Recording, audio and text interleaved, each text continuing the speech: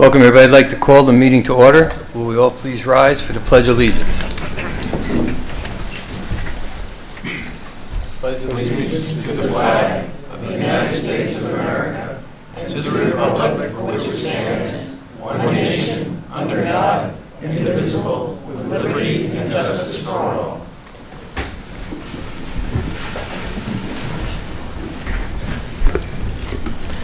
Do any of the town board members have any conflict of interest regarding any of the items listed on tonight's meeting agenda? No. No. Nope. Clearly, everybody? No? Okay, good. I'd like to have a motion to accept a motion and a second to accept the February 9th and February 24th meeting. So moved. Second? Second.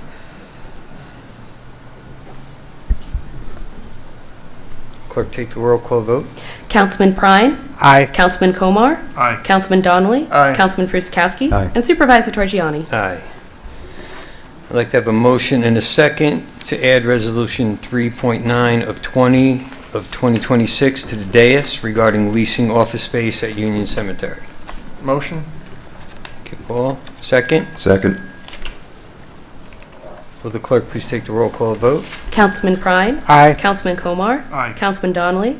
Aye. Councilman Fruskowski? Aye. And Supervisor Torgiani? Aye. Resolution added. Right now, I'd like to skip over and have our legislative aide, John Lombardi, introduce some of the workshops and a acknowledgement, please. So first, we're going to start off with an acknowledgement. There's a gentleman here that's a 50-year-plus member of the Roosevelt Fire District. He has 34 years in as a Roosevelt Fire Commissioner, and the supervisor and the board would like to bring up Thomas Germano to receive a certificate of acknowledgement. Please come up.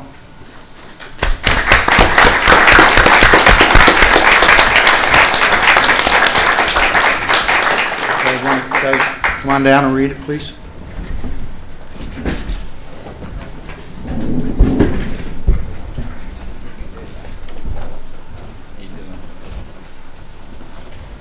Thomas Germano Sr., Town of Hyde Park, would like to congratulate you on your auspicious celebration of 20-plus years. John said 30, so we're good. No. No, this is for... Of keeping our community's children safe. We commemorate your continued service and commitment to our community in all different ways. That's for the school bus drive. Yeah. The school bus drive. Yeah, 20 plus years, 23. Thank you very much. I really appreciate it. Thank you. Yep. Thank you. Okay, there you go.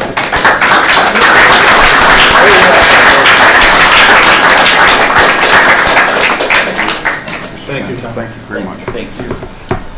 Also, Thank you. Good job.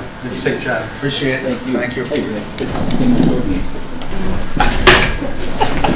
So we're switching a couple of things up real quick here. We just got a little workshop here from, we want to bring up the town engineer, Pete Sotero, and Kathleen Moss to do a little quick MS4 presentation on our stormwater requirements. And then from there, we are going to do the comprehensive plan presentation.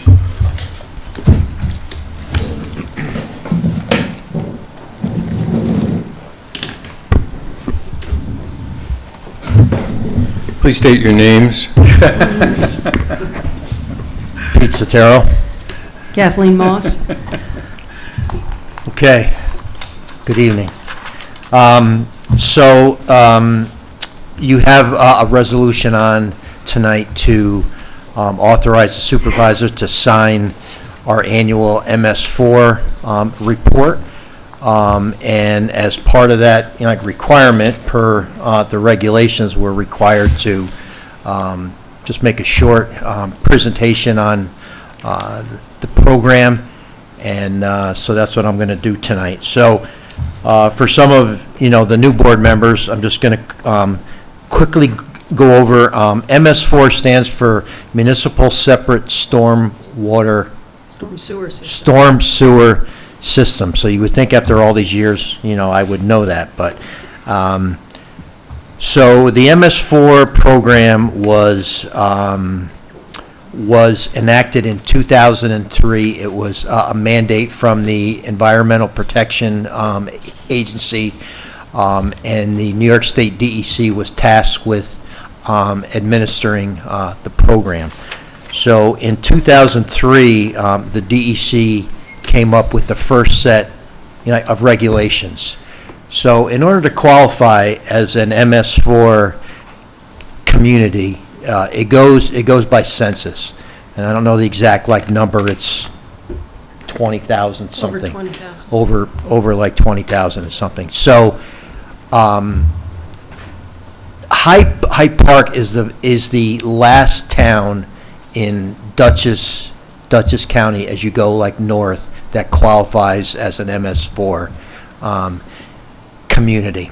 And this goes all south, Westchester, New York City, Long Island.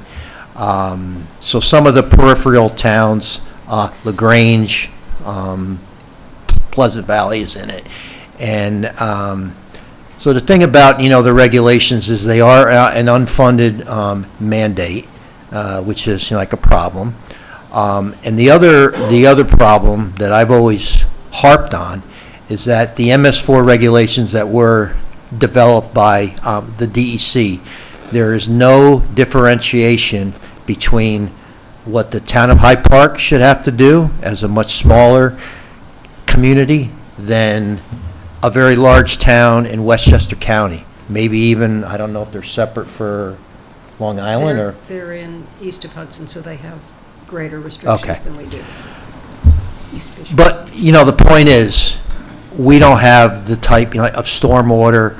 We don't have industrial, like a lot of the towns down, in Westchester County, Rockland County, were much more, developed. So there's no different set of rules for us than there are for, the bigger municipalities south of ours. So as part of the regulations, there's what they call 6 minimum control measures. The first one is public education, and outreach. Well, that's kind of like what we're doing, here. We're making a little presentation on, our program. That's public education and outreach. We include, brochures in our building, permits. We talk about MS4 and stormwater at our planning board meetings for projects, and there's a whole host of other things, but that's just a quick one. The second one is public involvement and participation. Again, here we are. This is not like a public hearing, so people want to ask questions. You can obviously ask questions. The third one is illicit discharge detection and elimination. Sounds pretty intense, right? Well, for municipalities that have industrial sites, that's much more of a big deal, because they could obviously have missteps where they discharge something that they're not supposed to the storm sewer system. Our big thing in the town of Hyde Park is basically failing septic systems, and we don't regulate them. The Dutchess County Department of Health regulates them. So our program is pretty simple. If either the highway guys are out doing work, and they see or smell something that might be a failing septic system, or if we get a complaint from a resident, we basically just notify the health department. And over the years, they've been very good at following up on it and getting back to us in terms of what the resolution was, and we're required to keep track of that. The other thing is, if once again the highway guys are out doing work, if you see some soapy water that's coming through our ditches or our drain system, well, that's kind of a red flag. So they would contact TAD, and then we'll go out and investigate it. The fourth one, which is one that does apply to us quite a bit, is construction site runoff control, such as Belfield. They're doing a lot of work down there. The NRI project.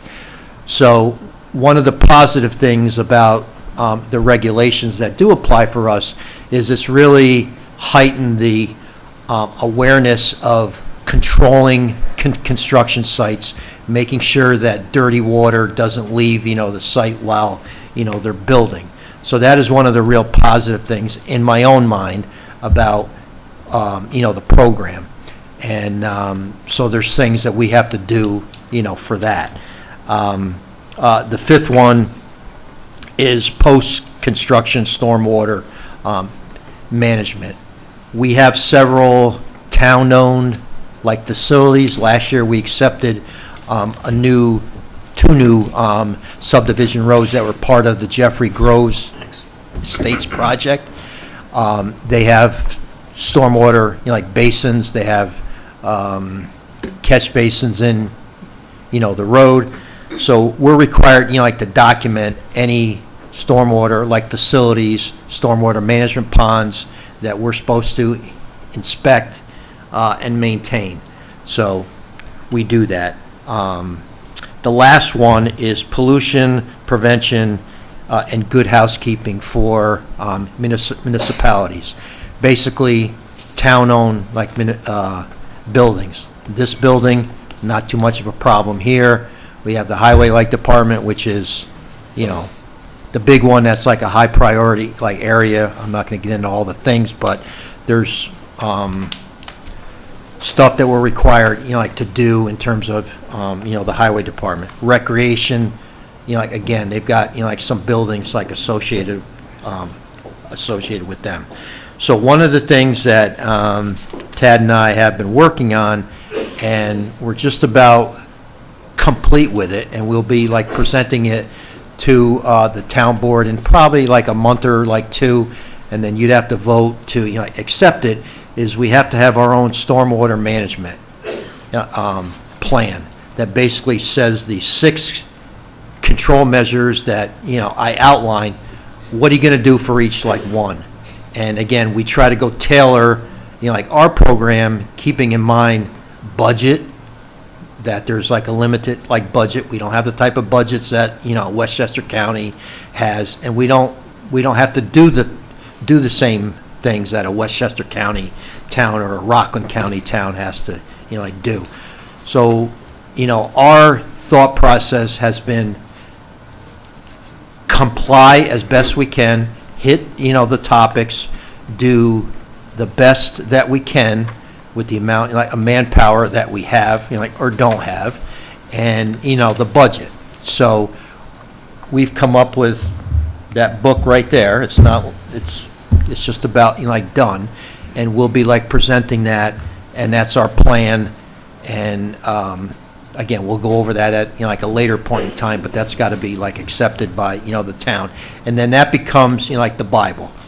And we're going to have meetings in the coming weeks with John and Al and Tad and Ray, to go over things in there. The biggest thing is going to come after the fact, record keeping. That's the biggest thing. There's got to be a person.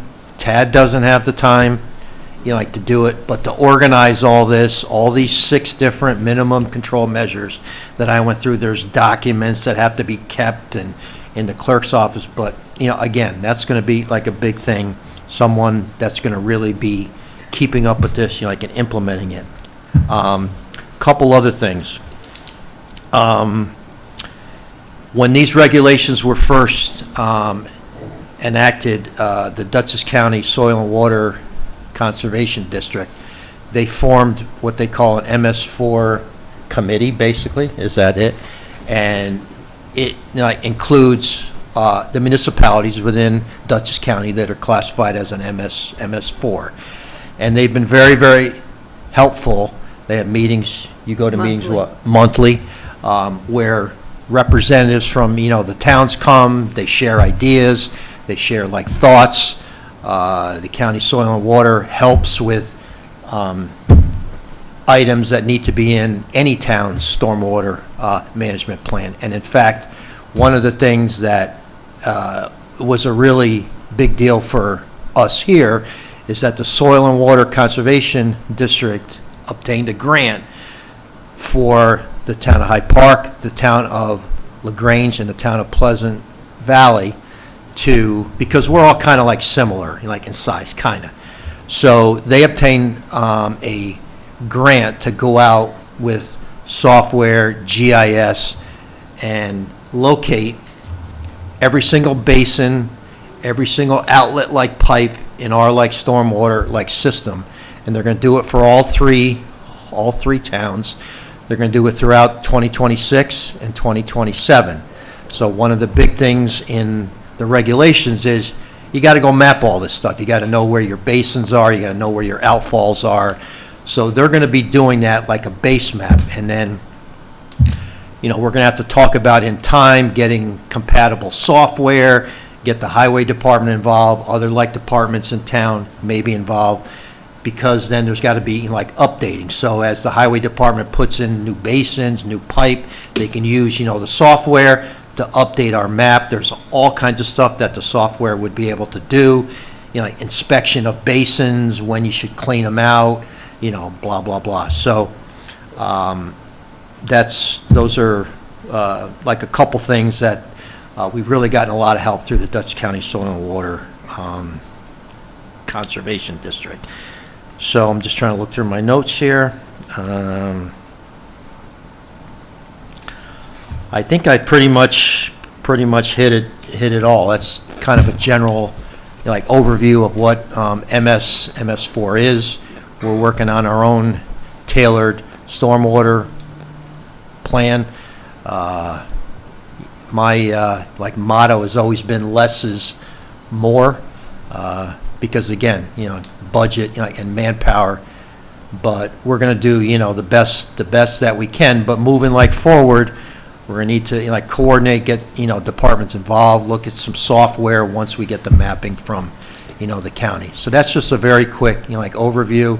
We'll be back in a month or two to talk a little bit more about the plan. We'll give it to you ahead of time. I expect everybody to read it before we come here so that you know everything. No, I'm only like joking. There'll be a test afterwards? There'll be a test afterwards, right. So, do you have anything you want to add? Just that the draft annual report has been posted on our website, and we're receiving comments. You can comment anytime.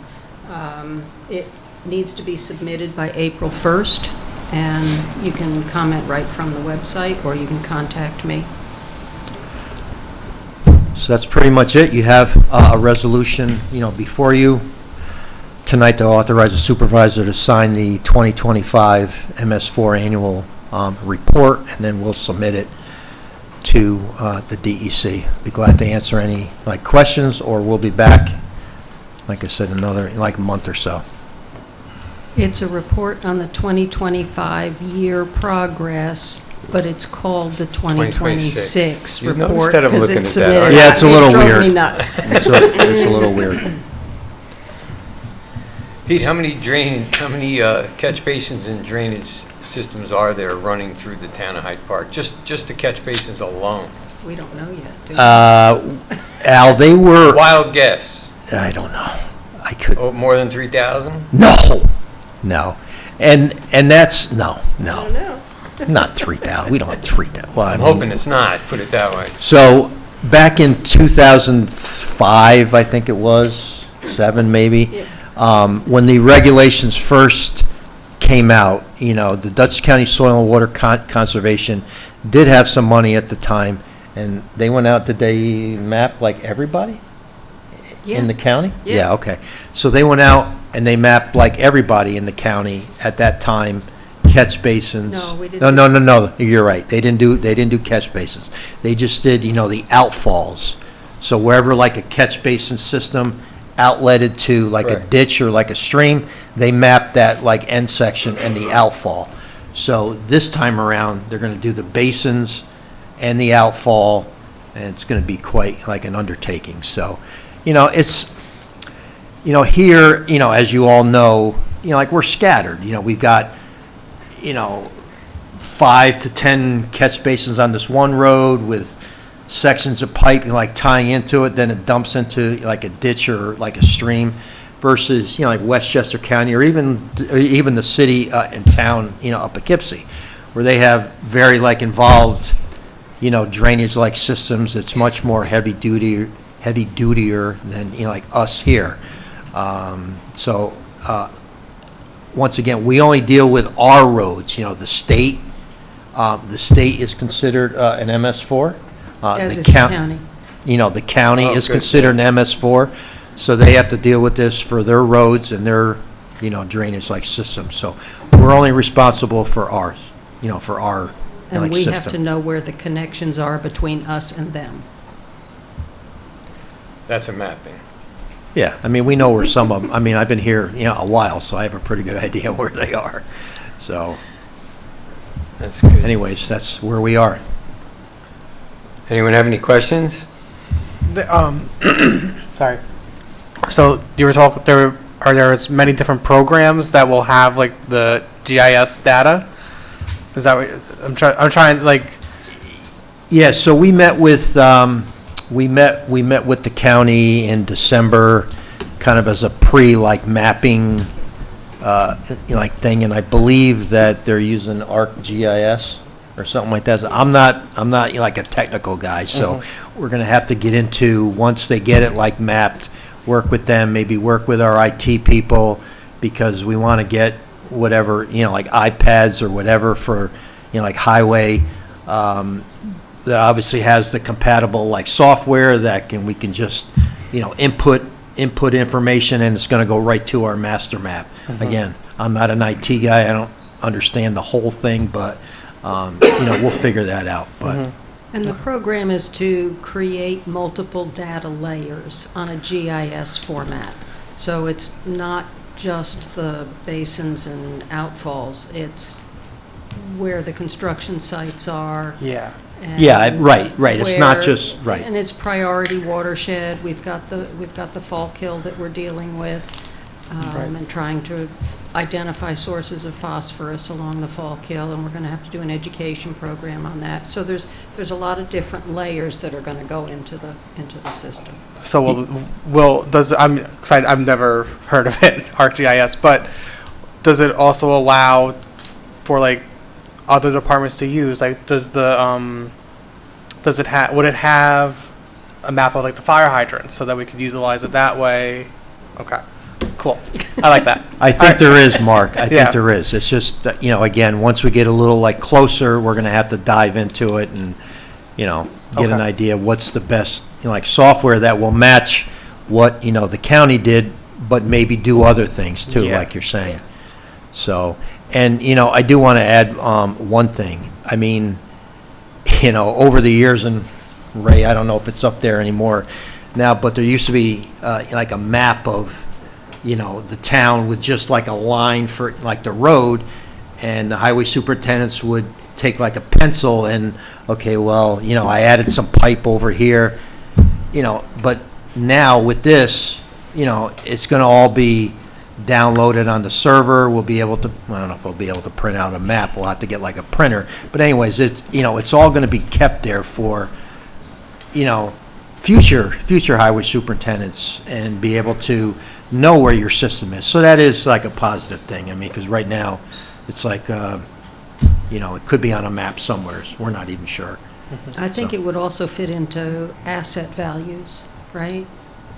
So a catch basin is worth so much, a pipe is worth so much, so I think that may help the comptroller as well. Okay. Okay, All right? thank you Okay, very, very Thank much. you, guys. Thank you very much. Appreciate it. Okay, the next workshop we're going to have is conversation on how to start the process for undertaking the writing of a new comprehensive plan.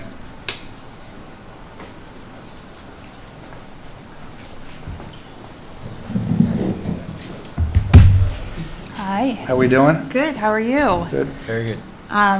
So I had a fancy PowerPoint presentation, but along the way from the office to here, fell out of my pocket. So I am going to be looking at my screen a little bit just to help follow along. But lucky for all of you, I can send this later. And number two, I've done a lot of comprehensive plans in my lifetime, so I think it's going to be okay. But my name's Tiffany Zazula. I'm the Deputy Director of the Land Use Law Center located in White Plains, New York.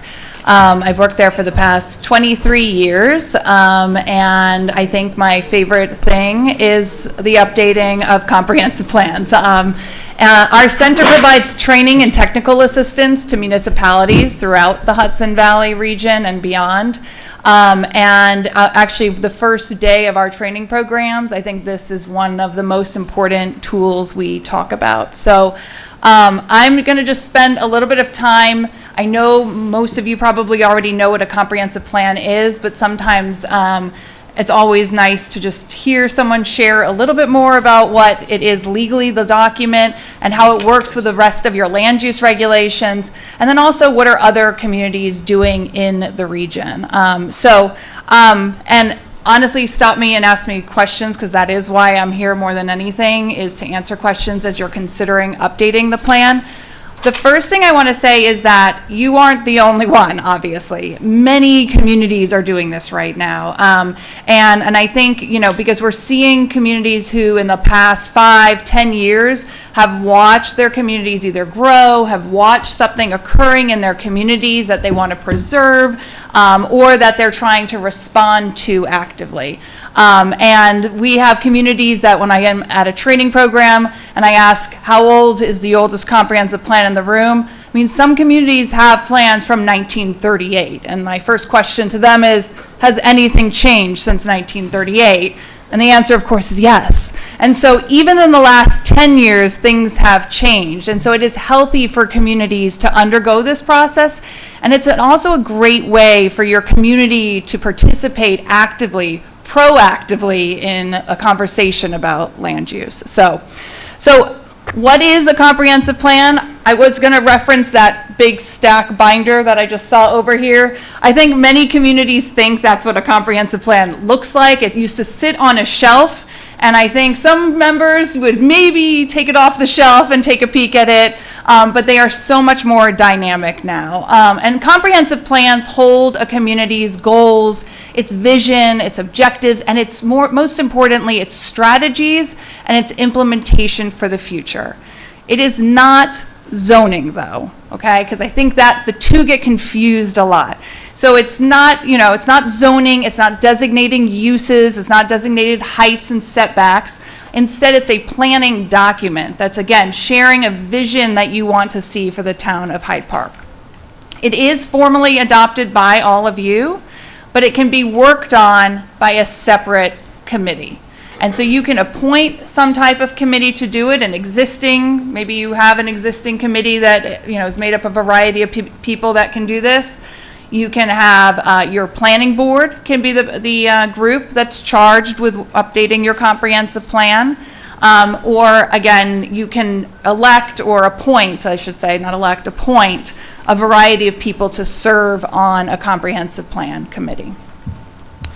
The reason that this is probably the most important tool in your toolbox as a local municipality is because zoning and land use regulations must be in conformance with your comprehensive plan legally.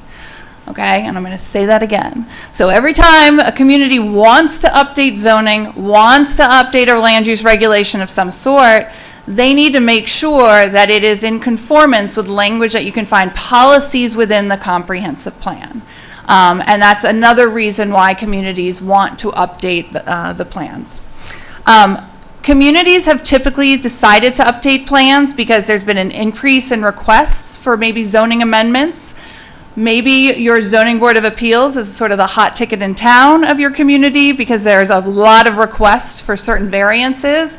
That might be a health check for you to consider, like what's amiss? Why are people asking for X when we don't have that?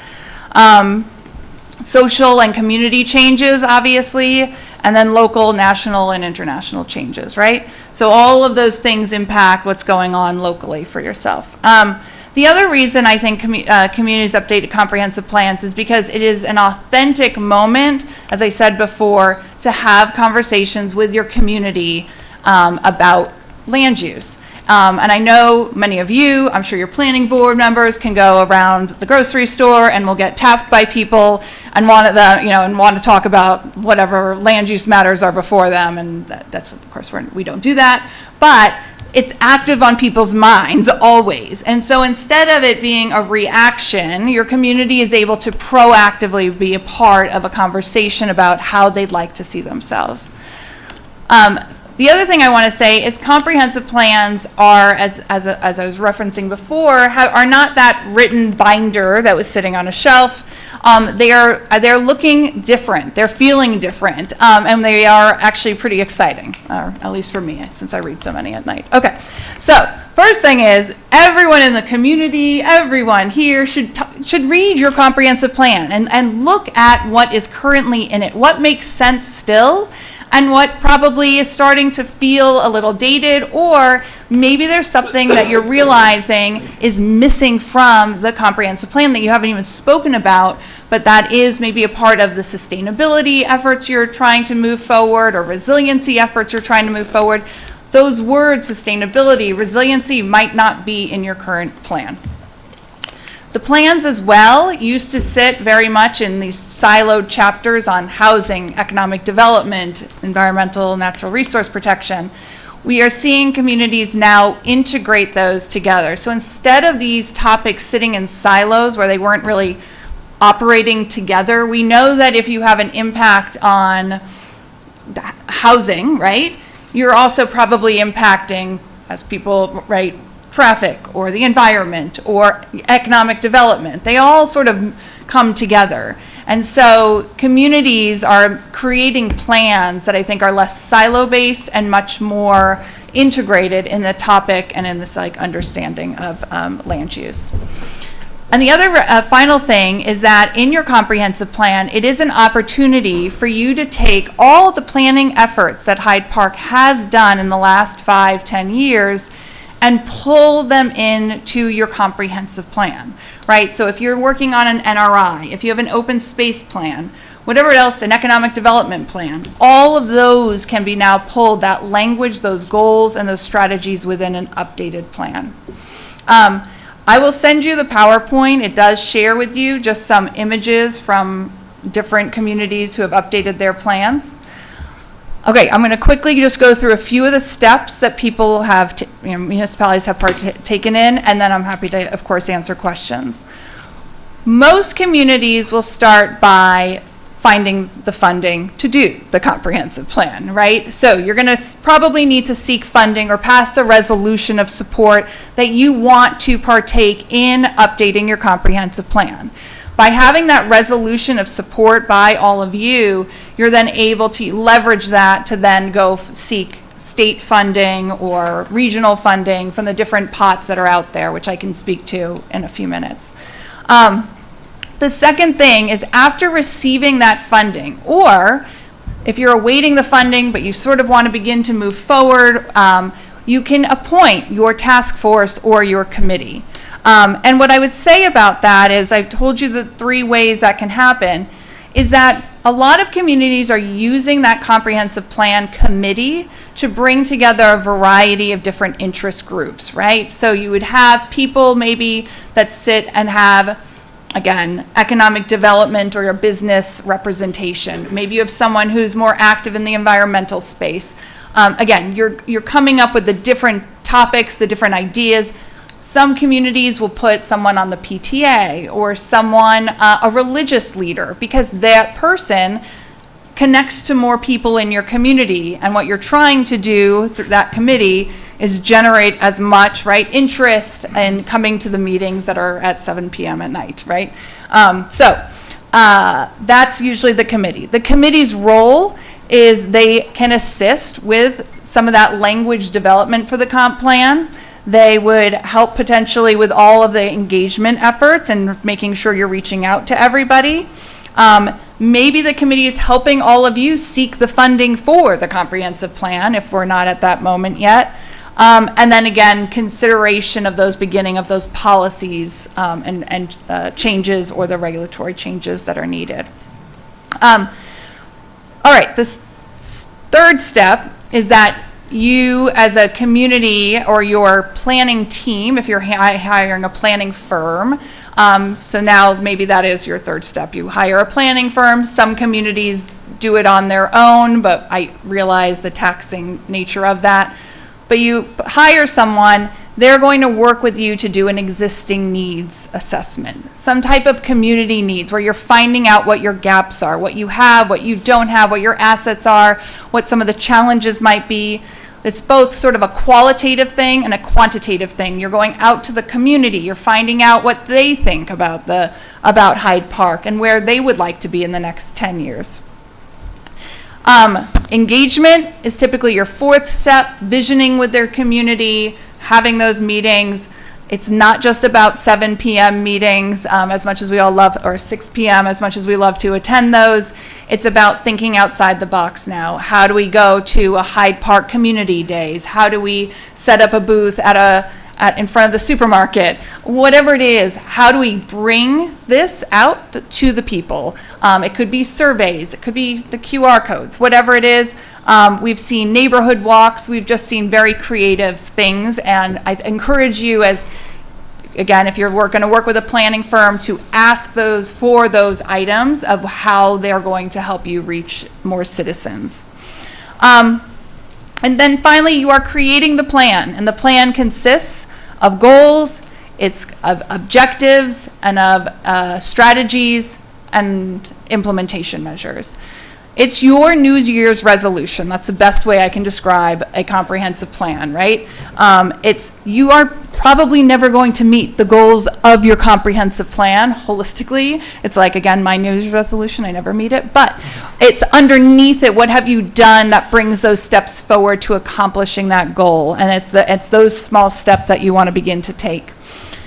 And the last piece is you want to implement it. So I encourage you, again, these are important questions to ask, it's not just about policy, it's not just about the planning, but how do we implement, how do we make sure that plan gets off the shelf and is used by your planning board, by your zoning board, by all the people, by applicants who are coming in. The more that you either tie the comprehensive plan's implementation plan to your annual budget, or you're using it as a reference of these are the things that are priority for this year ahead, what have we done, who's doing it, what's the timeline, that's how action-oriented your plan can be at this point. Okay.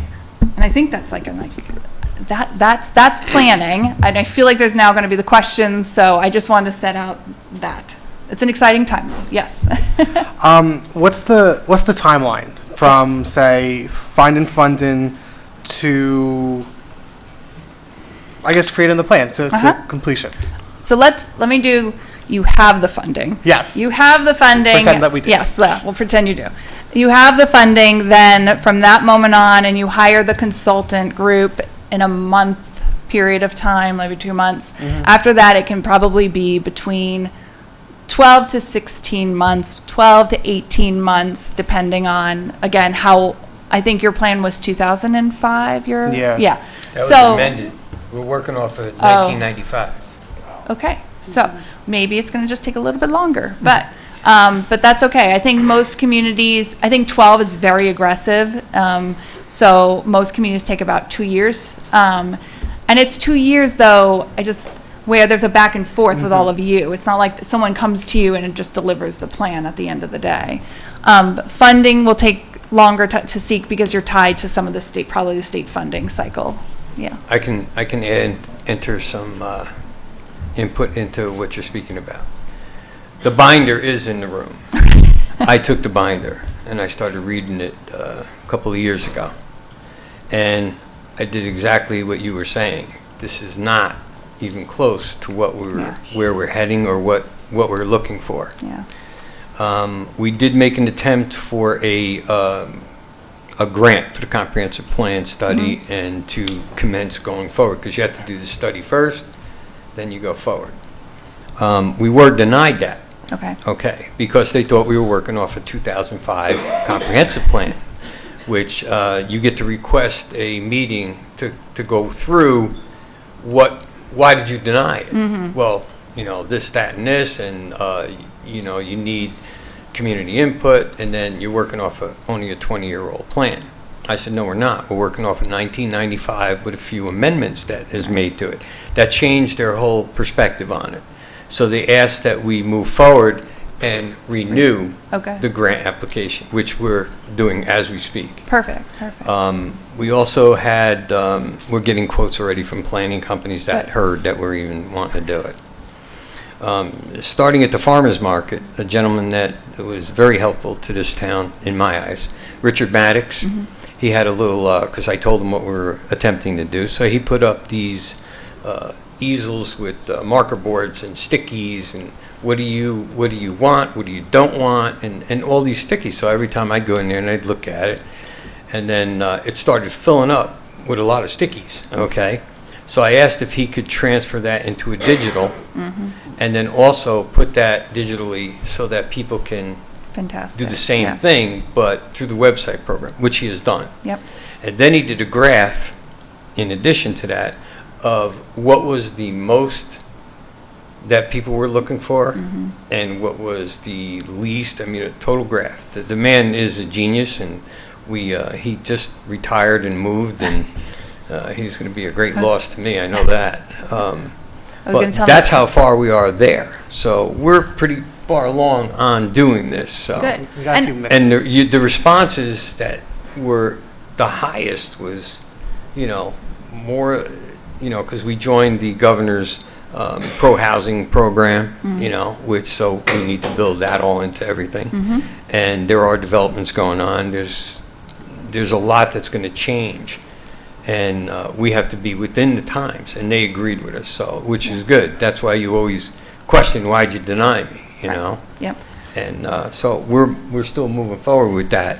And you can, I'm just, some communities waiting for funding, both setting up that task force, but similarly, as your colleague did, was starting the visioning. Because Exactly. it's not a hard, thing to do, to find out really getting a pulse of what people are saying, and then integrating that information into your grant application. Because you're going to have would to be- do that anyway. Yes, would be brilliant, yes. And that's what opened the eyes of Yeah. the grants, Yeah. the people that were issuing the grant. Perfect, perfect.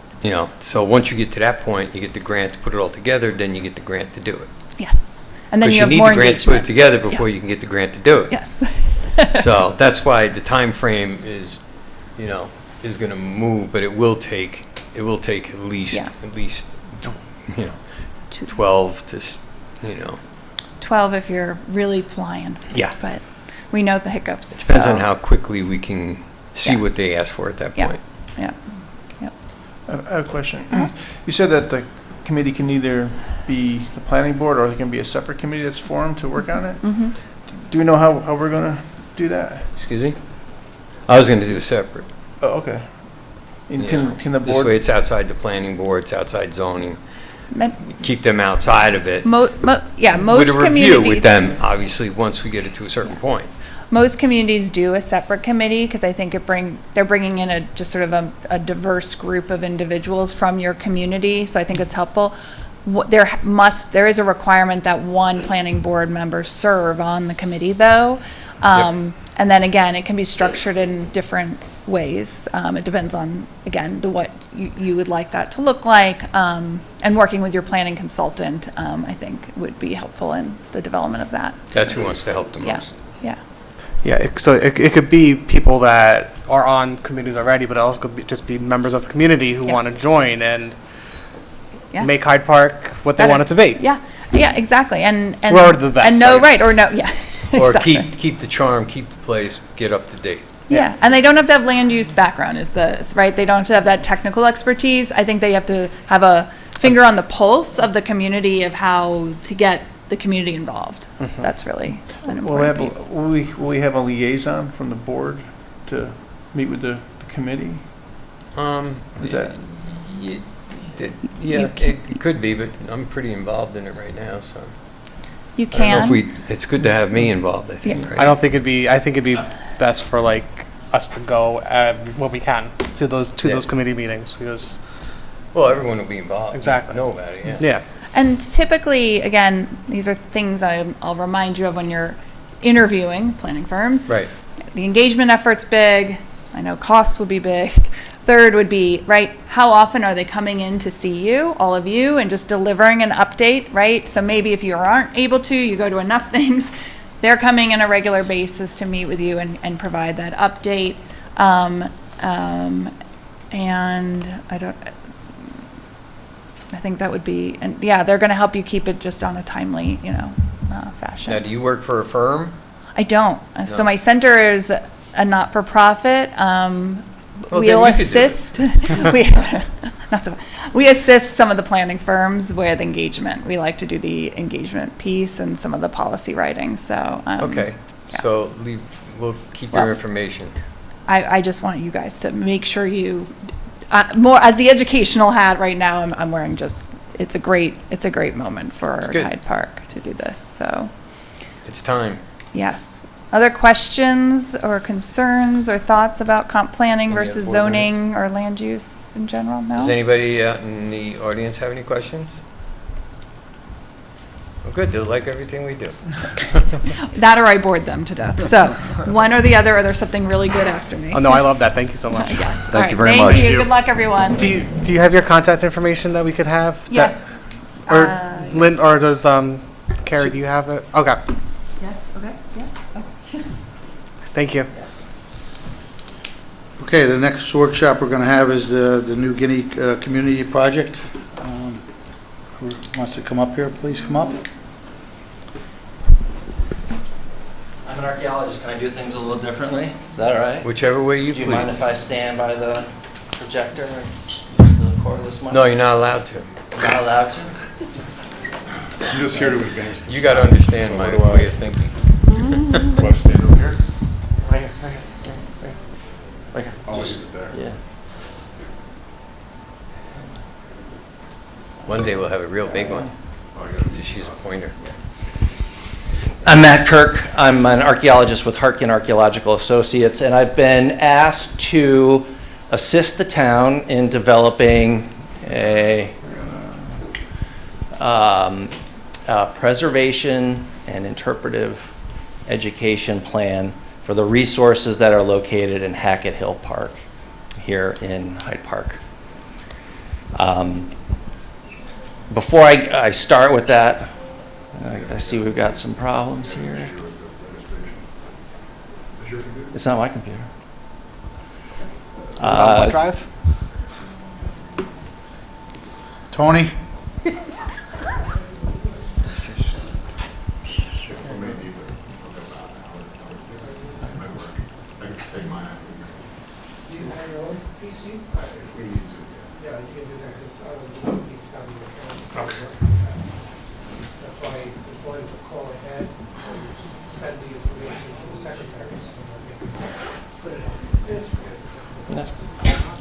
Sorry about the technical difficulties. So the most remarkable resource that you have here in Hyde Park are your people.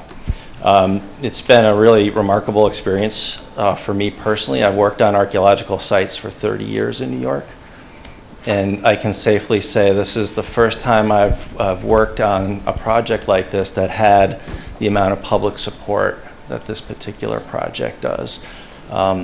You folks in Hyde Park should be very proud of your fellow citizens and neighbors who've put in literally countless hours of their own time to help steward this project, to move it forward.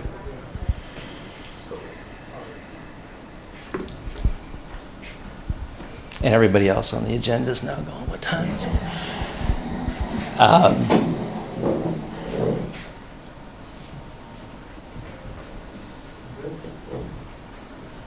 Does everybody know where Hackett Hill Park is? Are we all good? Do we know where we're at in the world? I've got a slide that shows that, so maybe we could advance beyond that. We can keep on moving here. Go ahead. The whole.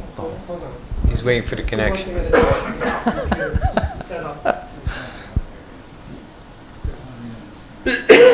So we're going to be talking about the archaeological resources at Hackett Hill Park. Back in 2001, Dr. Chris Lindner started a project of doing excavations at Hackett Hill Park in hopes of finding remnants of what was known as the New Guinea settlement, which was a black settlement that was probably started about 1811, if not a little bit before, continued on into the 1860s or so. He started his excavations in 2001. They continued to 2004. I believe he did some additional work in 2009. I might be corrected on that.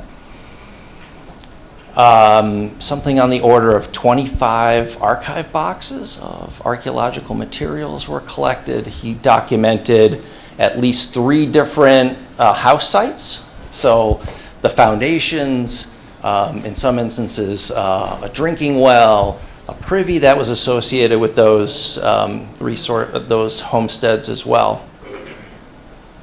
In 2017, some of your fellow citizens decided to have this particular resource nominated for the state and national register. And in 2018, the State Historic Preservation Office, along with the keeper of the National Register, determined that it was in fact eligible and worthy of being listed on the National Register under what we call Criterion D. So some properties are determined eligible because they're associated with great people like FDR. Some properties are put on the register because there's a historic home that's representative of some particular style. In this case, it was eligible under its data potential, its ability to answer questions about the past, particularly this community that lived in Hyde Park. We're still working on getting this set up. Can I ask while you're setting up? The 1790 census did include members from the community. Yeah. So 5 different, I think it was 5 different free black homesteads, including Primus Martin, who I'll be talking a little bit more about. so I'm wondering where you get the 1811 date. Can you hear me? No, there's a microphone up here if they want to talk. Walter Ring. In looking back at it, there was a 1790 census, the first census in this country. President Washington had only been in office for a year.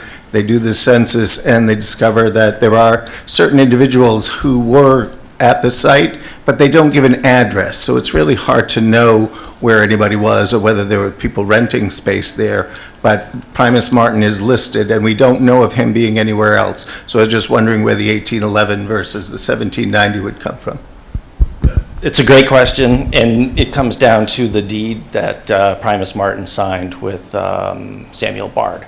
So that is the first instance where we know for certain that Primus Martin is living at what we know as Fredonia Lane today. So that's to answer your question. And there's a lot that we don't really know about these resources. That's what makes it really important, is because there's not all the historical documentation that we would like to have that tells us exactly when these families moved into this area, how long they lived there.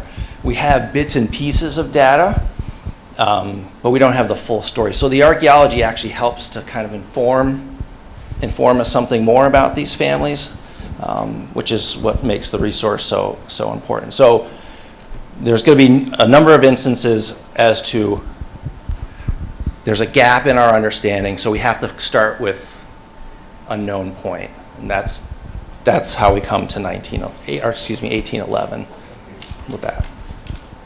Still working on our resources here. How close are we?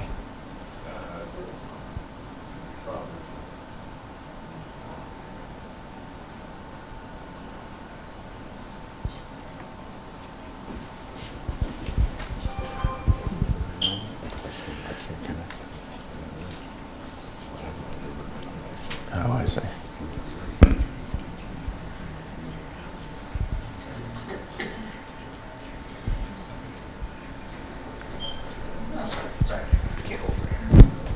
I had some great slides for you to see, but it's a small screen anyway, so we'll keep moving on here. I said what makes this resource important to your community? And I alluded to the fact that it's an archaeological resource that's able to fill in the gaps. Chris Lindner collected a lot of material. I know it seems somewhat strange, but they're broken plates, broken bottles. You can see some of the materials out front. Pieces of the homesteads themselves. the animal bones of what people ate. And these provide tremendous amounts of data for archaeologists to help us reconstruct what the lives of these people were like in the early 19th century. There are, Chris found 3 different loci within Hackett Hill Park along the west side of Fredonia Lane, what's known as Fredonia Lane. You've all been out there? Okay. So if you go to Hackett Hill Park, you've got the nice, big, beautiful Hackett Hill mansion up there, and then you continue off into the woods on the left-hand side, and there is 2 parallel stone walls that represent what formerly was Fredonia Lane, and that's still there today. The houses are obviously gone, but we have the archaeological expressions of these places. Why is it important? I alluded to the fact that this is along Fredonia Lane where newly freed black families in the early part of the 18th century. In 1799, the New York State passed the Gradual Abolition Act, and in about 1800 people were starting, black people were starting to be freed, and they were now out in the community, and they were looking to start their own community within the larger community. And so there was a fairly substantial number of folks who congregated in and around Fredonia Lane. And the locals referred to that as New Guinea Town or Guinea Town. And the real focus was more along the bridge that now carries Mill Road over Pine Woods? No, the creek, I'm sorry. Crum Elbow, thank you. I'm sorry, I got distracted with all the goings on. So this is where this larger New Guinea settlement occurred. What I have proposed is, because we only have a small piece of it, is to call these resources within Hackett Hill Park the Archaeological Preserve at Fredonia Lane. And getting back to your question about 1811, the first instance that I know of where Fredonia Lane was called Fredonia Lane was a survey that was conducted in 1819 by Dr. Hunting Sherrill. So that name of Fredonia Lane has a very long and consistent history over time. So that's why I would propose calling this an archaeological preserve at Fredonia Lane. The larger New Guinea settlement community continued well beyond Fredonia Lane. And I think we don't want to give the impression that this is New Guinea, the historical community, in its entirety. These are just 2 of numerous houses that were there at about this time. Can I ask a question? Sure. You're going to need the mic? No, it's me. It's back behind you. Yeah. You mentioned that one gentleman, Primus. So I have, I guess, 2 questions. Do we have records of other people that live there? And do we know if they have any descendants that live in the area? I don't know of any descendants that live in the area.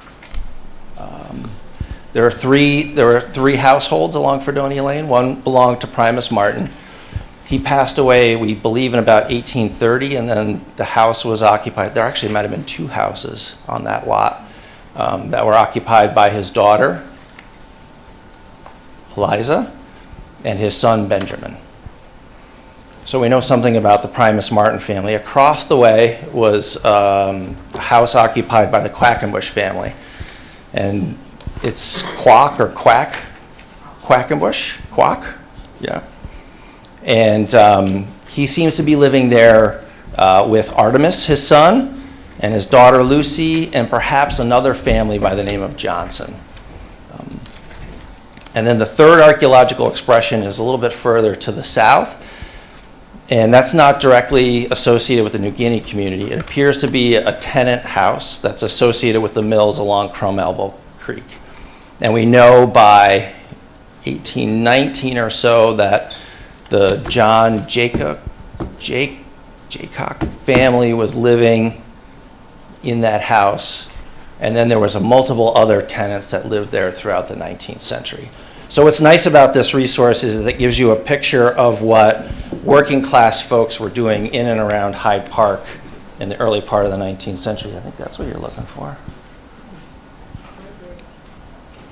And now that we got this set up, I'm done. Thank you. Thanks, Steve. I don't see anything. I think it's right. Tony. I think it. You turn it off. It's sleeping. I think it went to sleep. Yeah, it's a screen up.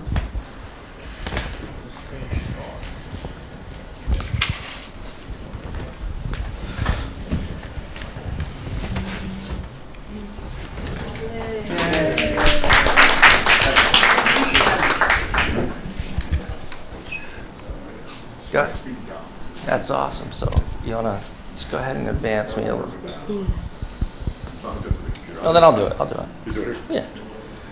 Okay, so I mentioned this is Hackett Hill Park. These are the 3 archaeological expressions.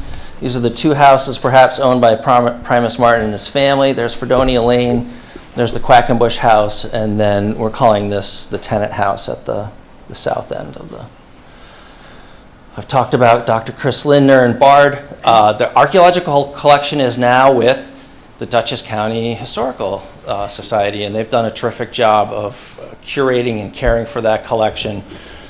We also had a meeting recently with the New York State Museum who expressed a very strong interest. They saw this as a really incredible resource that they might want to utilize the collection in some way, maybe even perhaps take it in as part of their collection. So there's a lot of discussion still going on with respect to that collection, and it's also what we really need to do is make it available to other archaeologists, especially graduate students who might want to do a PhD or a master's thesis on it. I've talked about the National Register. I talked about the BARD effort. This gives you some sense of, Chris Lindner did a tremendous amount of work out here, both in terms of the area he covered with the archaeology and the amount of material that he recovered. This is the fire tongs that you see out in the cases out there. It's a really remarkable artifact. You don't get to find material like that very often. There's some more of the household goods. I talked a little bit about what makes this place important. I talked about the Martin lot. So we believe 1811 till about 1870. There's a stone foundation out there. There's a broad artifact scatter, and there's, as I mentioned, there's probably at least 2 houses, maybe even a third. The Quackenbush family lot, unfortunately, we don't have the same archaeological expression, meaning we don't have a foundation that was associated with the house, which suggests to me that it may have been like a log cabin or some other type of smaller, more ephemeral structure. It doesn't make it any less important. It just means that when you walk out, you can't actually see the archaeological site. You can see where it was, but when you walk out to the Martin site and to the tenant house, you can actually see the archaeological remains on the surface.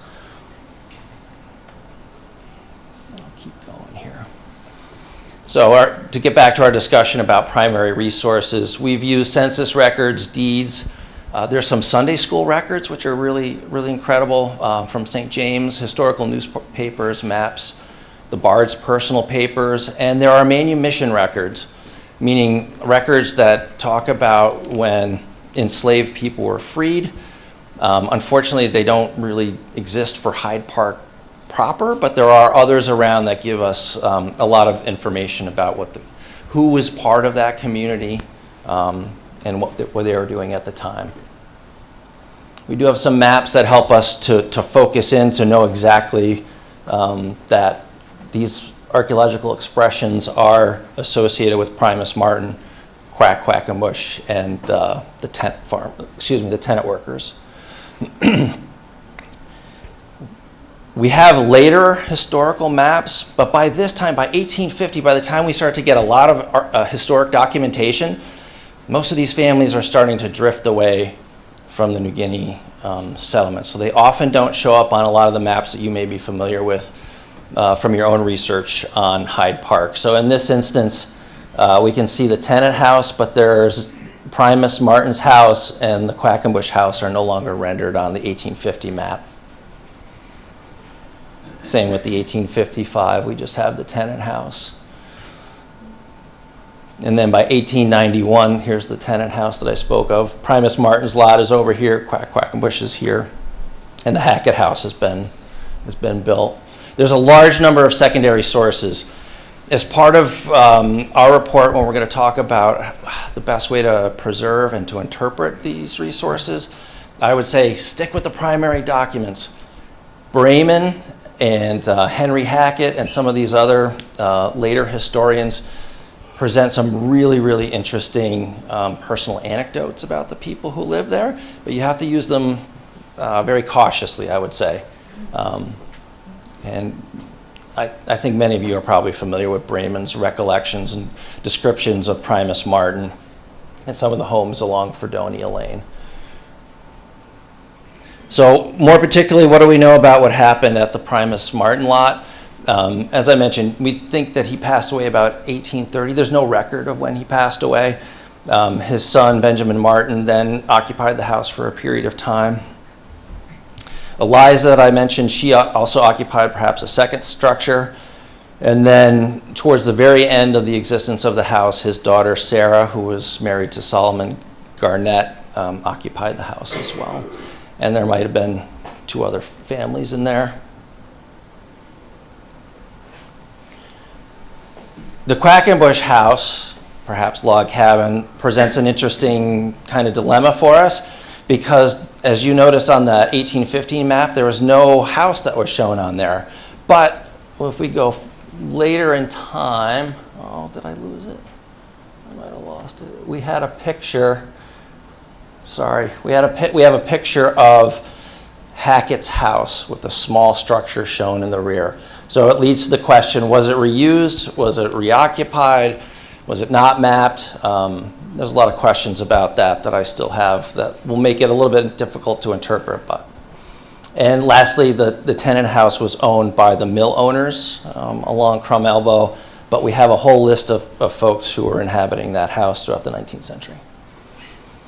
Existing conditions, opportunities, and constraints. Right now, if you've been to Hackett Hill Park, there's a small kiosk over to the east side, right? And then there are some signages behind the Hackett house, and then there's a couple of QR codes that are scattered throughout the property.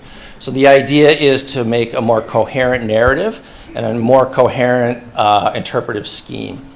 And so what I would suggest is to, instead of having them spread so far around the park, is to concentrate them more closely where the resources are located. And you also have opportunities like this, which is a small stone with a lean-to over top of it. I'm not sure what it's used for. Rob, do you know what this is used for at all? It stores hay bales? Hay bales! It stores hay bales! This is a great place to put signage that you could start because it's right along, close to where Fredonia Hill Lane is. And it also, even though it's not, a historic part of the resource, it gives you that sort of historic kind of flavor that makes it interesting to folks. What's that? There's a well. There's a well there? Okay. The stone walls of Fredonia Lane are also something that's important to consider. I've looked at them. I think there might be multiple opinions about this, but I don't believe that they're original to the New Guinea settlement. There are references to various walls throughout the 19th century in the deeds, and they don't seem to match what's here. I believe that this is probably something that Henry Hackett installed after he became owner of the property in the late 1800s. It presents both an opportunity and a constraint, right? So we're not stuck with having to keep the walls exactly the way they are or to maintain them. You have the ability to, I think, to change these walls to make it better accessible for people with handicap. It makes it easier to reconstruct some of the paths or the trails that are around the resources as well. But it's a great, visually it's great. It really kind of gives you the sense that you're in a historic space, so I wouldn't do too much with it, but we don't have to be overly concerned about making sure it looks exactly the way it does today. Another picture of the walls. You have disc golf now that goes on over top of some of the archaeological resources. Obviously, as an archaeologist, I would say that this could lead to the detriment of the archaeological resources. If a frisbee goes off course and somebody wants to walk over top of some of the standing foundations that are over there, and I would recommend just removing or redoing the golf course in a way that keeps it further away from the archaeological resources. And again, these are some of the QR codes that are out there, just coming back to the idea of having a consistent, coherent interpretive scheme or plan. And I would focus on Hyde Park from 1810 to about 1830.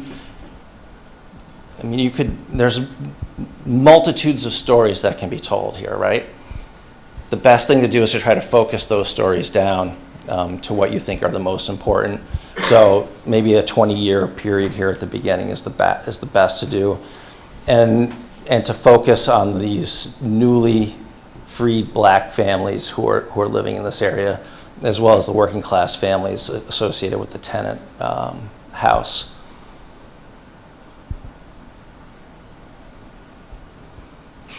My other recommendation would be no additional archaeology in the near future, just because you already have this amazing collection and it hasn't been fully interpreted, studied, analyzed yet. So the best thing to do is to preserve it for now and to leave the opportunity for archaeologists in the future to come back once those collections have been fully vetted and analyzed.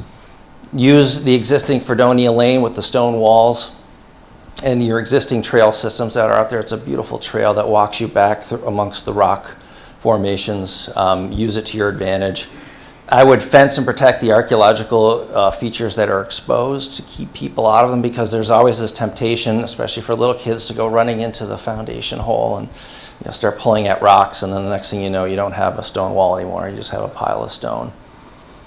And I would also recommend that the archaeologists work, if you're going to develop a trail system within the park, work with the engineers to develop one that's sympathetic with the archaeological expressions. 4 or 5 signs, I think, is really what you would best do here, because it's not a huge site, it's fairly small. Focus on the 3 archaeological expressions. My last sort of big recommendation is to develop a standing committee, which you almost already have. You have a bunch of dedicated people who are working very hard to protect and preserve and interpret these sites. So, some of the ideas that we have sort of talked about is developing a mission statement to come up with a system where Rob, unfortunately, is not always going to be here.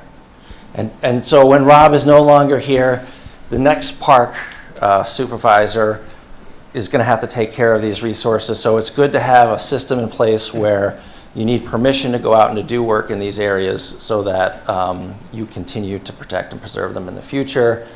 Again, coming up with formal guidelines for use of the archaeological preserve. It's been my experience over time that once you create an archaeological preserve like this, that people would like to come and do their own thing there and put up signs or to install artwork. So it's good to come up with a very clear set of guidelines and plans for exactly what you expect people to do or not to do within that archaeological preserve.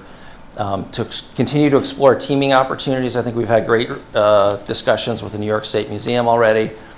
And finally, to continue to review and update your education material, because I can almost guarantee you as soon as you create a sign, you're going to come up with a whole bunch of new information about this site and your interpretations are going to change. So do it in a way that allows you the flexibility to continue to change your interpretation and your story as new information comes to light.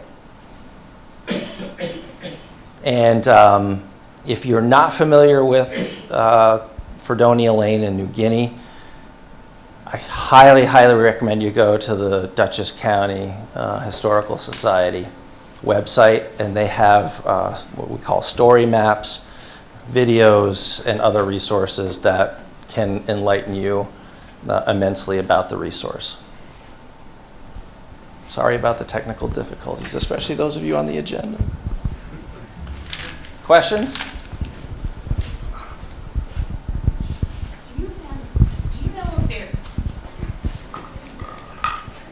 Does anyone here know if there are any plans for altering Fredonia Lane at all as the site becomes more used? I'm sure it's not the smoothest road to walk on, and you did say you wanted it to be accessible. I did a lot of the digging that was done there along with Professor Lindner. Although I'm not a professor, so my name would never be on anything.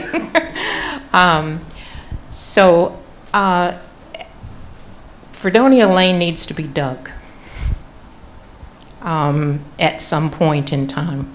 It's an invaluable resource. It's where the people walked up and down, going back and forth to Crum Elbow Creek. It's where the sheep walked up and down, going back and forth to Crum Elbow Creek. It really does need to be explored. So it can stay the way it is, certainly. But I hope that it wouldn't be plowed to make it smoother. No. Right, I think the concern is about the actual physical road surface of what is now Fredonia Lane, and to make it more accessible. And Rob, we've talked a little bit about this. This is the first step of this grant for Greenway, and based on their advice to us, and we are working on a trail design to enhance that roadway. So basically, really right now, from what they're saying is that we would just put some fill in there on the tread to make it a more accessible pathway. I think that's right. I think the filling is probably your best option. And this is a common way to protect archaeological resources, is to put a fabric down between the two layers and then bring in fill. That way archaeologists know exactly where there's been a modification to the landscape. But it is a legitimate concern, and it's one that we've been thinking about as well. Just for those who don't know, Fredonia Lane attaches to Mill Road up at the top. Back in the day, Market Street wasn't in existence. It was Mill Road that actually was the main thoroughfare there. So Fredonia Lane traveled Mill Road and then down to the creek, which also had a nail mill that was there too. So it was a site of industry as well as for sanitation and other purposes. Matt, I heard you say don't do any more digs right away, but I'll put you on the spot. At some point, when it does come time to do some more digs, what would be the best ones to go after? As the lady mentioned, do you think it would be the lane itself, or would it be a house site? Both, all, that's going to come out, I think, in the future. Especially, as archaeologists, we like to work based on research questions. What's an important question that will inform us about the past? And those change all the time. They change every day. So, if it's 5 years from now, I bet you the research questions are very different. And also, there are non-destructive techniques like ground penetrating radar, like LIDAR, and some other things that may be able to be implemented in the meantime before more excavations are undertaken. So I'm not saying not to do anything there. I'm saying I think you don't want to collect any more material at this point, just because you have a large amount. It still needs to be properly housed. It still needs to be properly gone through. But there are many different opportunities, non-destructive techniques that you can continue to do and learn a tremendous amount about these sites. Thank you. I just had a general question. If you could expand upon the point, I thought the time frame of 1810 to 1830 is important because of 1827. Right next year is the 200th anniversary of the abolition of slavery in New York, so it was a real turning point for the community. So I just wondered if you might talk to what we might do thinking about that as a time frame. That's a great question, and this is sort of why I was thinking about your interpretations may change over time, right? But in the most immediate future, we are looking at the 200th anniversary of what would be considered the end of enslavement in New York. But we know that that's not exactly true. But that's when the vast majority of enslaved people were finally given freedom in New York. So yes, it's important to commemorate that and to think about what was that time like for folks who were enslaved, to find a new way of living, to find a new way to engage themselves with a broader community. And it's a fascinating time period that we just don't know a lot about. And so the more that I think we can talk about those experiences of New York people, and, you know, it would be well worth that interpretive scheme. So. And then the town board has some questions. In your opinion, how important is this archaeological resource to Dutchess County, to Hyde Park, and to New York? I'm sorry I didn't quite hit that at the beginning as we were dealing with our technical difficulties, but I've worked throughout New York on archaeological sites that are very similar to this. This is a remarkable resource. There's almost nothing like this in New York. I've worked at Timbuktu up in the Adirondacks. The archaeologists who work there would just be blown away by the amount of information, archaeological data that's here. I've worked at a place called Florence in northwest Oneida County, which was in the 1840s. It was thought to be a utopian society for black families. The archaeological expressions are nothing like what we have here. It's just, the data is overwhelming. It's remarkable, really. Because it's part of a public park. That's what makes it really, really great. In almost every other instance, these archaeological sites are in the hands of private individuals who may or may not want archaeological explorations to go on. You don't have the opportunity to interpret the resources because it's so well preserved. It's so just rich in artifacts, and it's part of a public park. That's what makes it really, really unique and interesting. I like the idea you mentioned earlier, like interns coming in, or not interns, but like master's thesis and PhD students. Do they generally reach out to like the town, or do they reach out to the committee to kind of try to get their hands on it? I know it takes some time because everything still needs to be archived and stuff, but. That's a great question, and this is why the relationship with the New York State Museum is so important, because the curator there is involved with working with students both in New York and beyond New York who are actually looking for collections to work with. And now that he knows about this, when his phone rings or he gets an email, now he can say, I saw this great collection, blah, blah, blah, blah, blah. Okay. So it's more through sort of word of mouth and through the right connections with the right folks to get students interested. But this is on the right track to get more people kind of interested in it. Thank you.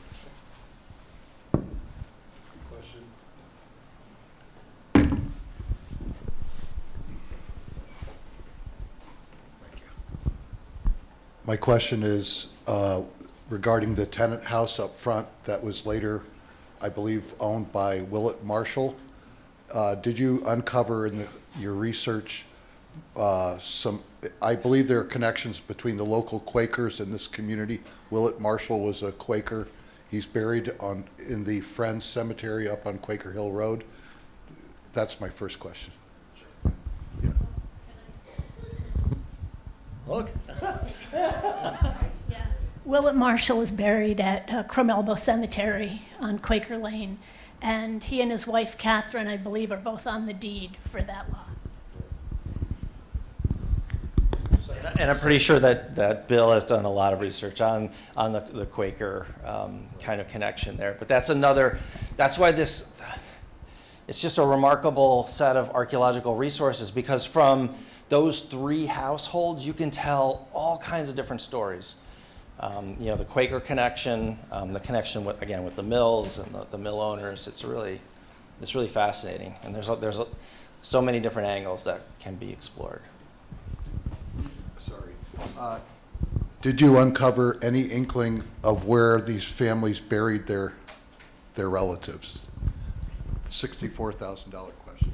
This is a great question, and Brahman and some other of these later 19th century historians have suggested that there is a burial site, perhaps on the Primus Martin lot. But we haven't seen any archaeological evidence to that effect.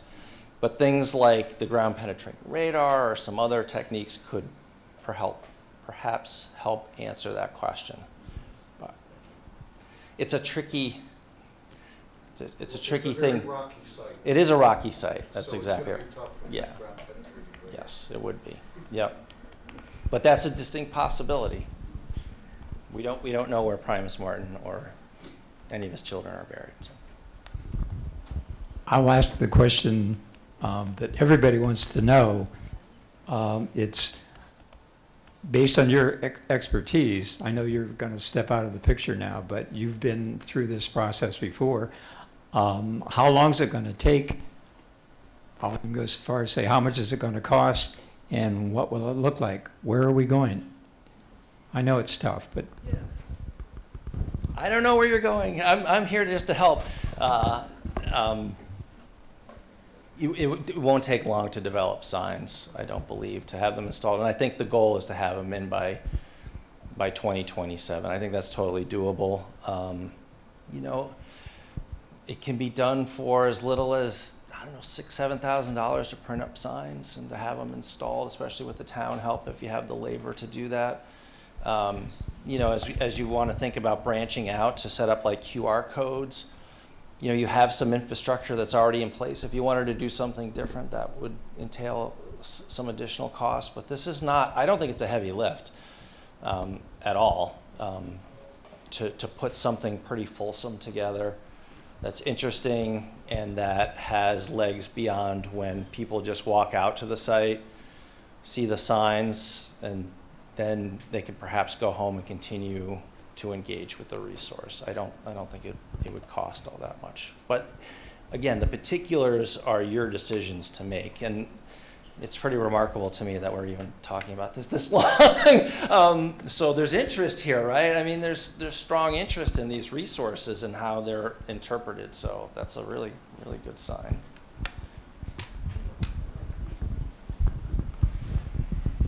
Richard Jenkins, who's buried at St. James, he was the sexton there.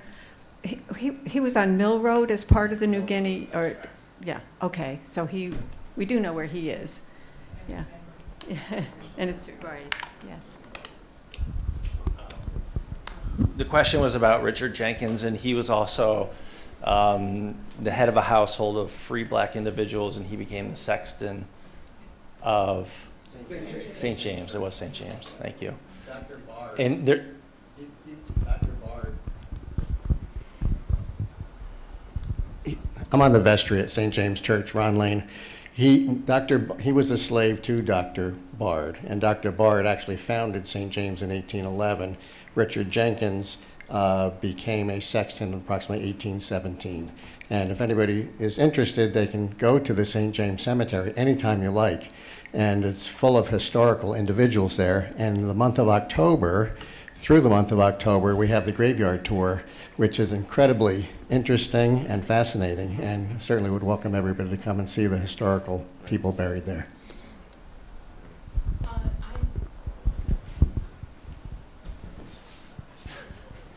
I know too much. Richard Jenkins was a Bard slave, and he made a deal that he and his family could sit in the last pew at the church. And he also made a further deal that he and his family could be buried in the cemetery with gravestones. And so you'll see him and his daughter Catherine buried right there. And I'm sure that's part of your tour. But it's really important that people were recognized for who they were. Back in those days, parishioners had to pay for their pew. And that's how come there were family pews. And the Jenkins family was given their pew, which was extraordinary.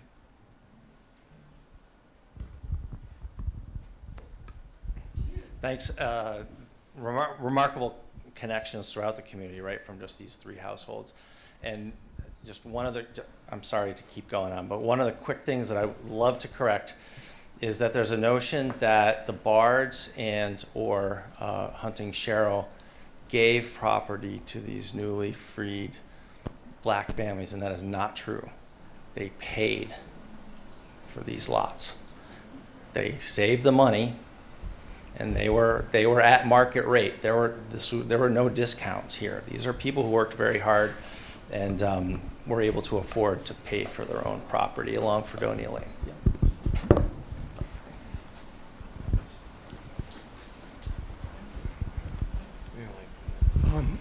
My name's Carney. I'm the Hyde Park Town Historian. I'd like to introduce somebody that did some work on the New Guinea site. Unsung hero, if you want to call him that. But Martin Baird, he asked a question here. Can you stand, Martin? He did a lot of surveying on that site, and it proved to be very fruitful. And, it's a tremendous honor for me to work on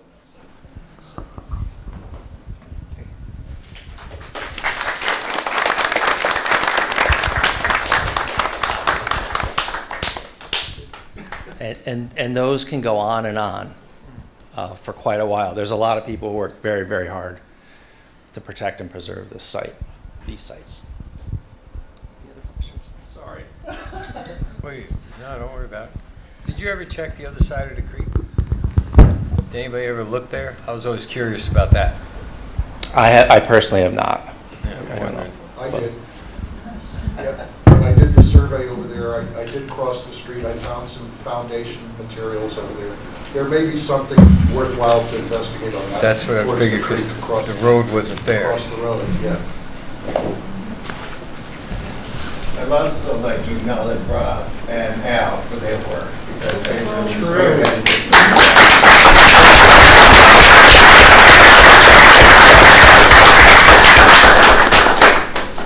Just want to say that this is one of the first projects that Al had brought to us when he got here, and as you can see, I believe it's become a pretty successful project, and hope that we can continue by getting additional grants to work on this project. Yeah.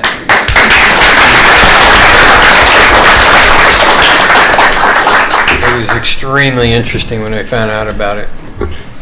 And then I went in and we got the grants, and you guys did a lot of the hard work. But it was amazing to me that we go, ooh, this is sitting here? Really? You know, but it should be protected, and there's a lot of knowledge and a lot of history, which that's what Hyde Park has. And a lot of people don't even know the history of that. And when I found out about it, I was like intrigued. I go, this is insane. Nobody's even talked about it. I talk to people like, what are you talking about? You know, and it's good that people know that historic back there. And then the river people, it just amazed me, you know. So that's why I was all in, and I'm all in anyway. All right, well, if everybody could spread the word that, you know, we have a hidden gem there. You know, we always research with Millennium Strategies of trying to find some grants, but if anybody hears of any specific grants or any technology or any ways that we can get some funding to keep pursuing what we're on the hot path for, that would be great.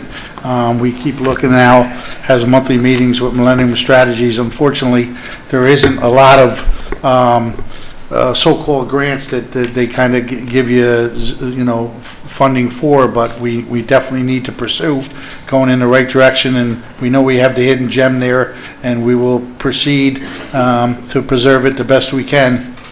Unfortunately, I'd like to say Rob is doing a tremendous job at the Parks and Recreations, and over the last several years through Al and the Town Board Administration, the parks are looking phenomenal. Everybody thinks that we have a 10 or 15 man crew. We're working with two part-timers. One gentleman's 60-some years old, and the other one's probably 62 or 63. That's our staff that basically goes out and works on the grounds and stuff like that. So if anybody knows of any younger people that would like to volunteer, or if there's any accessibility to get some funds to move this thing forward, we'd be all excited to jump right in and get the ball rolling with that. I think a fundraiser would be a nice thing here. Yeah. Rob, anything in conclusion? No, I think that we're moving along nicely on this project, and like I said, you know, the next step in this particular grant is to get the trail design to make it more accessible to the public. That's good. That's good. Okay, Any great job. questions? Great job. Any All right. questions? Thank you all. Okay, that takes care of the workshops. We're opening up for public comment based on the resolutions. Anybody's got any public comment that would like to say anything, come up to the microphone and do so, please. Sarah said she didn't have anybody. No, I just figured what people are clearing out. Okay, does anybody have any objections to just not doing the roll call vote? And just all in What's that, Al? favor? Voice vote? Doing a voice vote? Doing it voice as opposed to roll call. Huh? No, I think you're smart doing it. Yeah. What do you want to do, Al? We'll do all in favor instead of a roll call. We spent a lot of time. Yeah. All in favor, all opposed kind of thing? Okay. Yes. Yeah. Good idea. That's a good idea. Okay. Oh, yeah, no, still, there's still motion second. Yeah, you still read it, I just don't put it. Yeah. All right. All right, Mark, you want to kick it off there?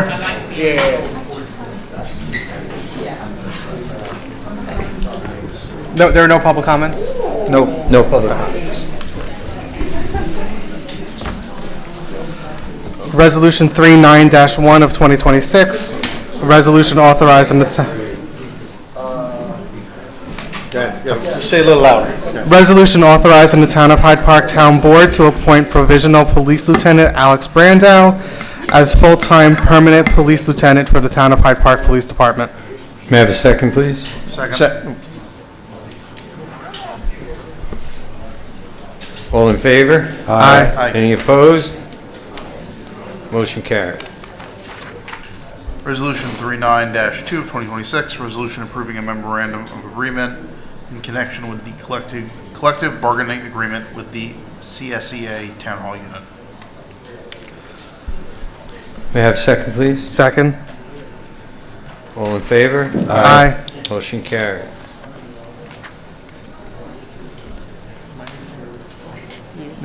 Resolution 393, 2026, resolution authorizing the Town of Hyde Park Town Board to approve vacation carryover for the Town of Hyde Park Deputy Town Clerk Lisa Gibson.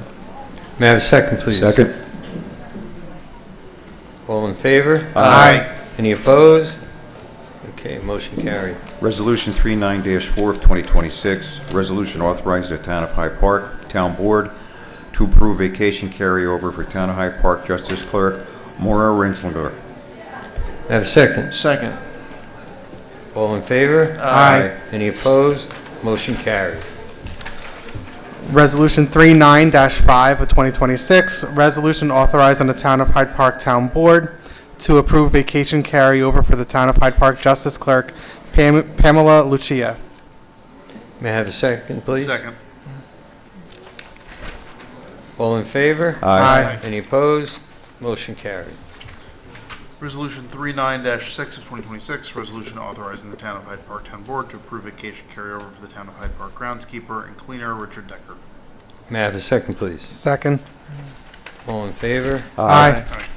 Any opposed? Motion carried.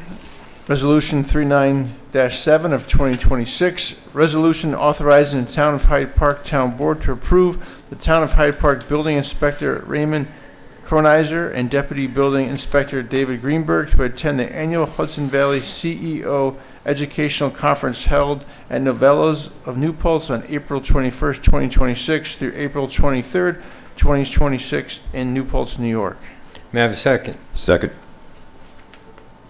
All in favor? Aye. Any opposed? Motion carried. Resolution 39-8 of 2026, resolution authorized the Town of Hyde Park Town Board to approve the Town of Hyde Park Police Chief Robert Benson to attend the New York Municipal Insurance Reciprocal Law Enforcement Leadership Symposium held at the Doubletree on April 14th, 2026 in East Syracuse, New York. May I have a second, please? Second. All in favor? Aye. Any opposed? Motion carried.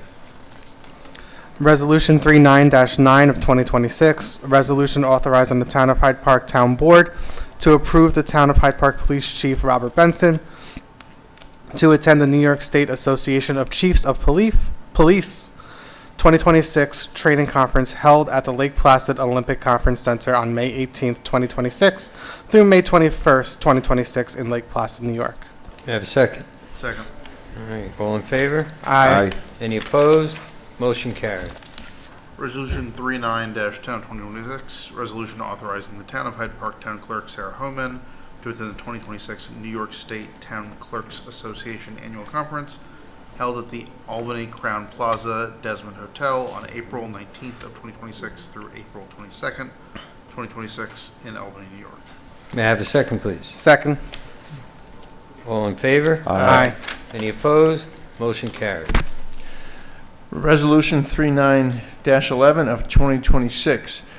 Resolution authorizing the Town of Hyde Park Town Board to waive the notice of requirement with respect to the liquor license application for the El Guacamole Mexican Food LLC in the Town of Hyde Park. May I have a second, please? Second. All right, all in favor? Aye. Any opposed?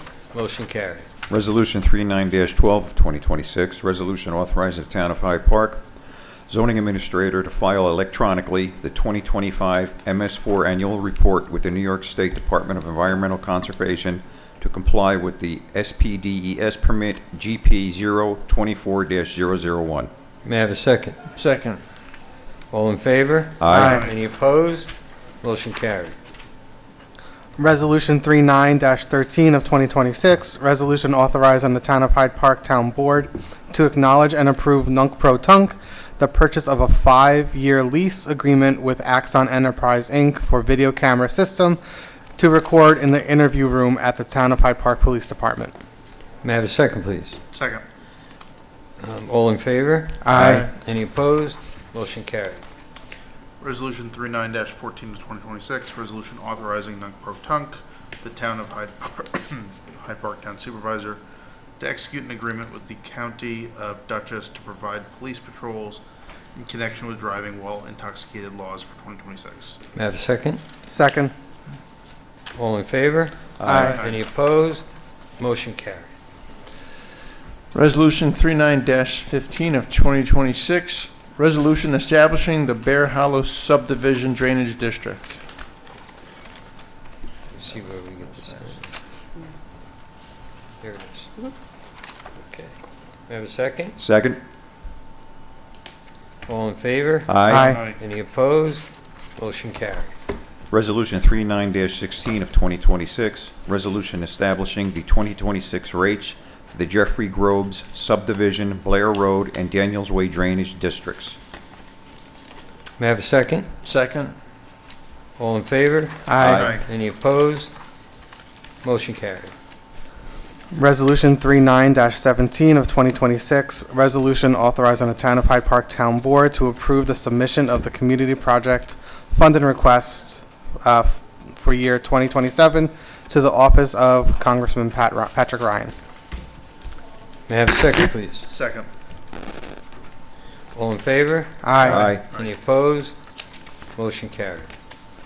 Resolution 39-18 of 2026, resolution authorizing the Town of Hyde Park Town Board to approve the submission of the congressionally directed spending request fiscal year 2027 to the office of Senator Chuck Schumer.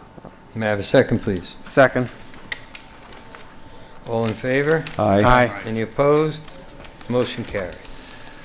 Resolution 39-19 of 2026, resolution authorizing the Town of Hyde Park Town Board to approve the submission of the congressionally directed spending request fiscal year 2027 to the office of Senator Kirsten Gillibrand.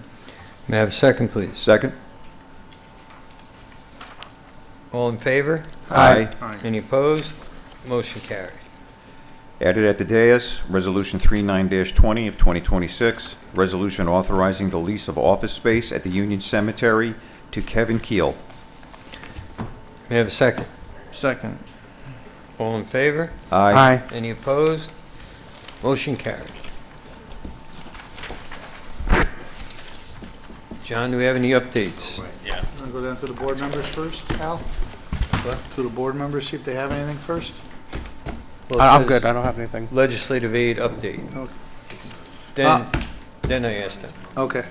Okay, so we got an update from the Dutchess County Public Works from Steve Gill. I'd like to thank Sue Serino and Bob Belkheim and Steve Gill and the whole gang at the county.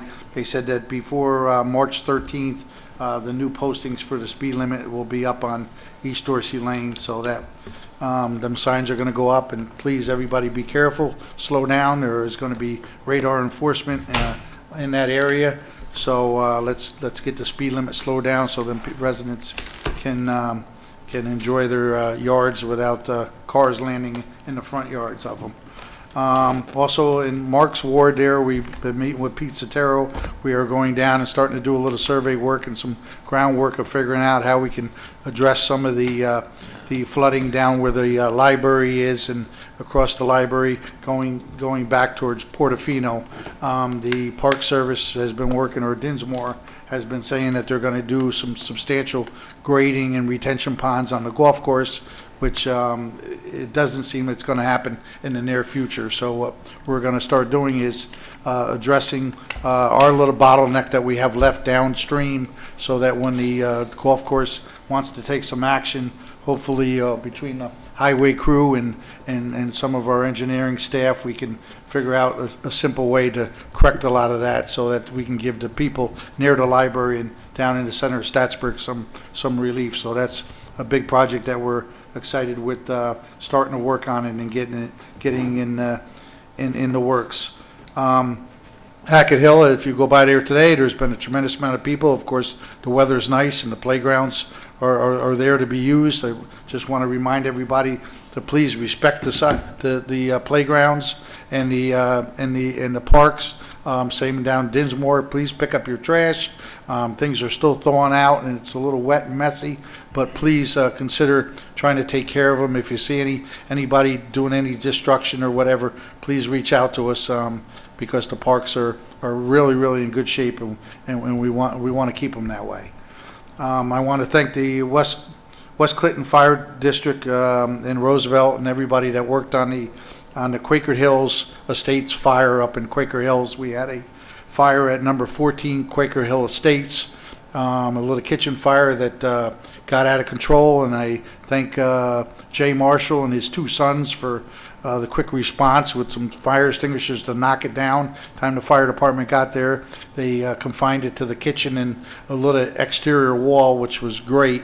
So the fire department did a tremendous job. I'd like to thank Jay Marshall, Chief Dingy over there.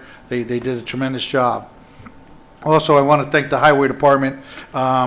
As we go along, we forget things and we learn new things. We know that there was a emergency exit or second exit coming out of that Quaker Hill Estates, that the neighbors were great over the years maintaining it with a gate.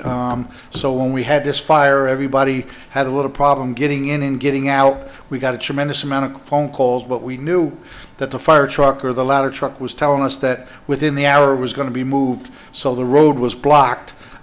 We didn't want to bring in the highway crew and the staff to plow the emergency exit, so since we had ambulances on both sides of where the fire was, we made the decision to keep the gate closed. But down the road, the next day, in fact, we had Ray go up there with his staff and just plow the road, make sure that it was hard, make sure that everything is still cut back and maintained, which it was. So if we do have any major catastrophes there in the near future, that secondary entrance is operational. And so I thank you, Ray, you and your crew, for doing that for us.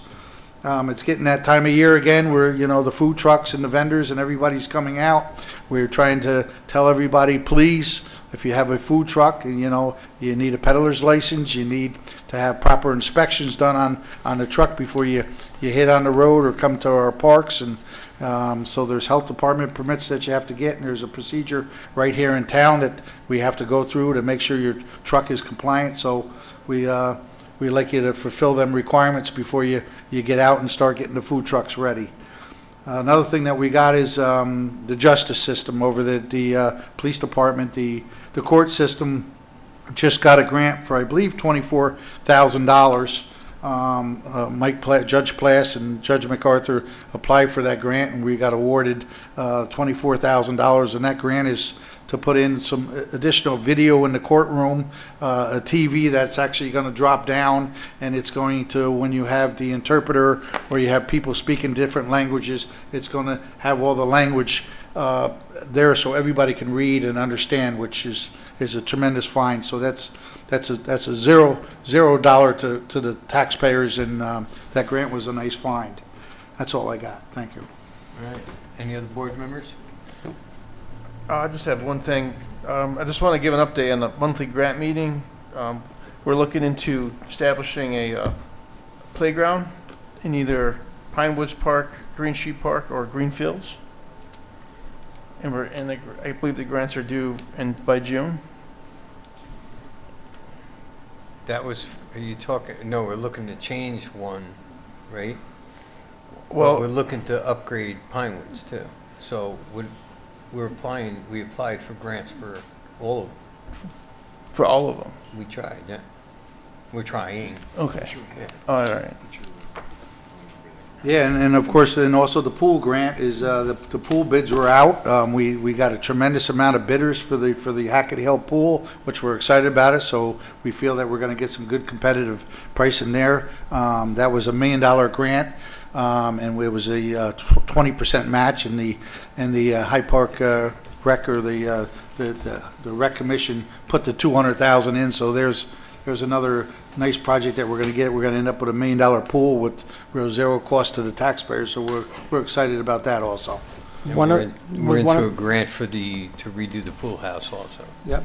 We should get that. John, it was my understanding we were down to 2 bidders, that we got more bids in after that? Yeah, we have substantial numbers of pool bidders. Okay. There was I think 6 or 7 on the list, and I think there was 4 or 5 electricals for the electrical part of it. So. Okay. I have nothing more to add. I was gonna say the bathhouse, the grant for the bathhouse. Oh, okay. All right, sorry. No. Everybody else? How about a motion to adjourn?